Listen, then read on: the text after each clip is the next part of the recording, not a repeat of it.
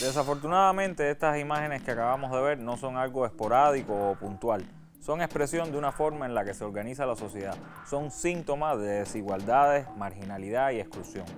Puerto Rico y otros países de la región son la viva estampa de ese destino que le hubiera deparado a Cuba de no haber triunfado la revolución. De esa violencia estructural que se manifiesta en todos los planos de la existencia social y que es un componente consustancial al mundo moderno capitalista, estaremos hablando hoy. Esto es Con Filo, un espacio para mostrar con todos sus matices las noticias, los hechos, las matrices de opinión que circulan en los medios y en las redes sobre la realidad cubana. Vamos a rasgar la costura de la manipulación mediática y adentrarnos en la arista filosa de los acontecimientos.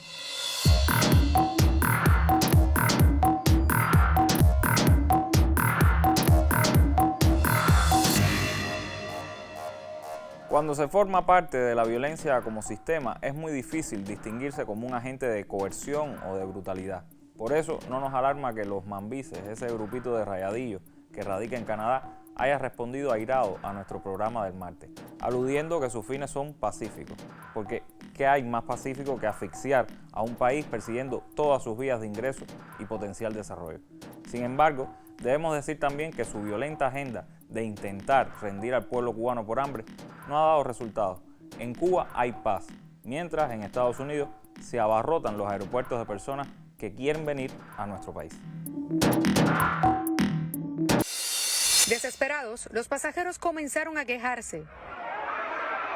Según la policía de Miami-Dade, sobre las 6:30 de la tarde, respondieron a la alerta de un pasajero rebelde que agarró las llaves de un carrito de golf y se llevó al empleado. Un oficial respondió y, como muestran las imágenes captadas por un teléfono celular, la situación se agravó.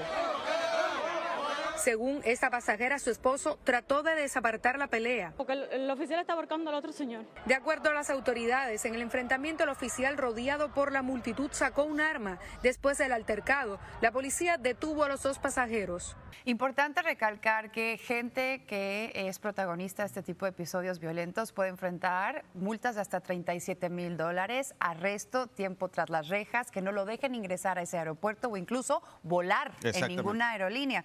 Así que importante recalcar también que el aeropuerto de Miami es el segundo a nivel nacional que tiene más flujo de pasajeros durante el verano y el invierno. También paciencia y respeto básico. O las consecuencias de por vida en muchos casos. Exactamente.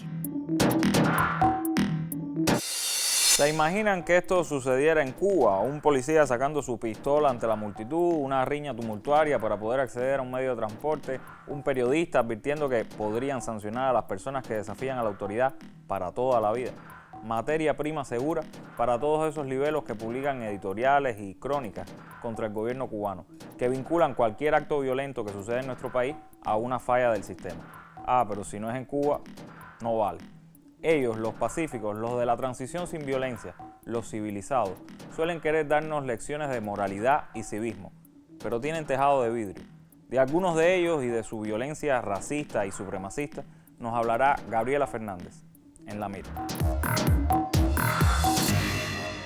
No es un secreto que los neofascistas, a diferencia de los seres racionales, demoran en comprender las nuevas etapas por las que atraviesa el mundo. Por tanto, pedirle que entienda el significado de revolución socialista a quien no supera aún el esclavismo sería tan complicado como intentar explicarles el por qué los negros somos personas negras, no de color, ni monos, ni negritos.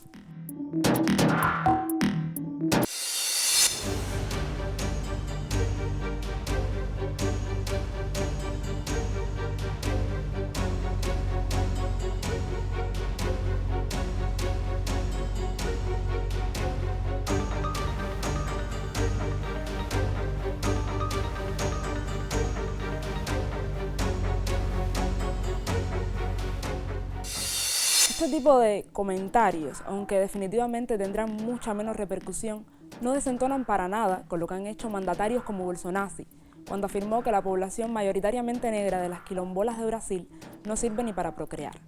O cuando Trump pedía el voto de cada negro porque de todas formas no tienen nada que perder. Y lo peor es que ni siquiera está lejos de la realidad.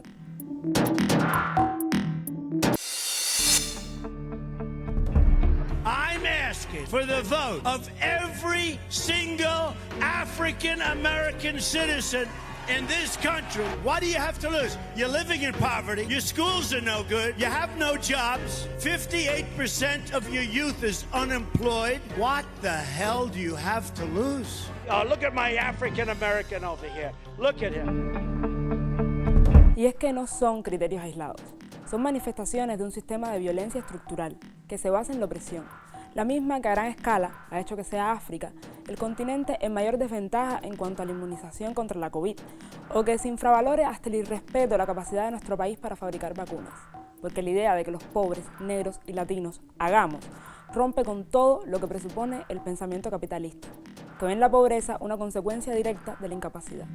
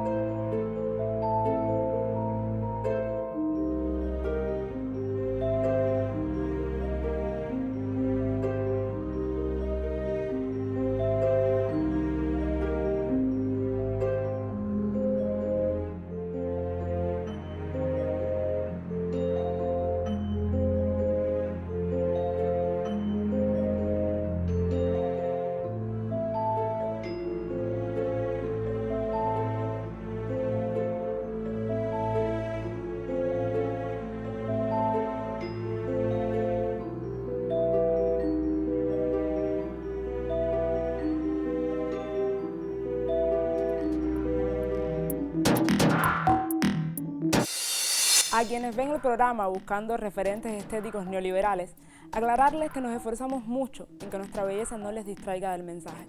No queremos volver mis comunistas a Confilo. Nos vemos en la mira. Es hasta lógico ver la violencia con la que responden algunos al Código de las Familias, simplemente porque es una iniciativa respaldada por el Estado socialista, o la que se ejerce contra cualquiera que defienda este u otro esfuerzo del país por lograr más equidad.